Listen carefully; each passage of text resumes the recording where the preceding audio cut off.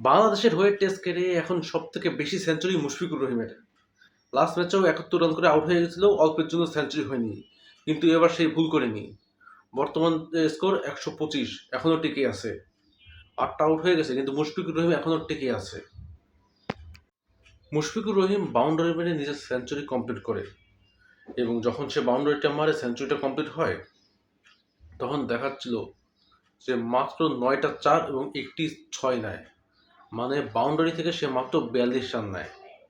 বাকি পুরো রান সে দৌড়ে, মানে ১ আর ২ এভাবে নিয়ে সে তার সেঞ্চুরিটা কমপ্লিট করে।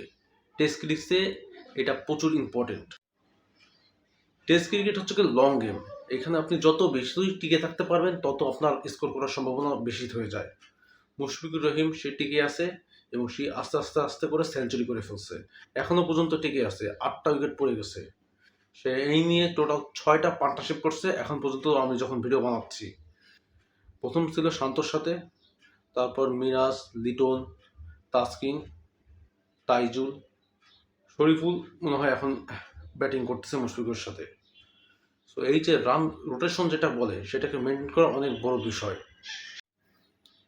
এই সেঞ্চুরিটা মুশফিকুর রহিমের ১৪তম সেঞ্চুরি, যা বাংলাদেশের অন্য অন্য ক্রিকেটের কারণ নাই। মুশফিকুরের নিচে আছে মমিনুল, আছে তার ১৩তম সেঞ্চুরি।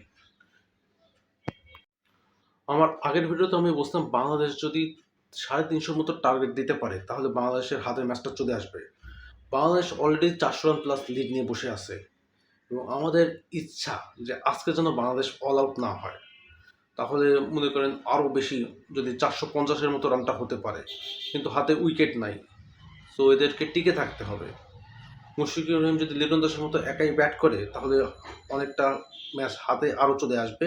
অলরেডি ম্যাচটা আমাদের হাতে বলতে পারেন, কারণ পাকিস্তান আগের ম্যাচে, আগের ইনিংসে ২৩৪ সামথিং রানে আউট হয়ে গেছিল, অল আউট হয়ে গেছিল। সো ম্যাচটা আমাদের হাতে আছে, এটা বললে কোনো ভুল হবে না। সো আজকের আমাদের ভিডিওটা এই পর্যন্তই। আশা করি ভালো লাগছে।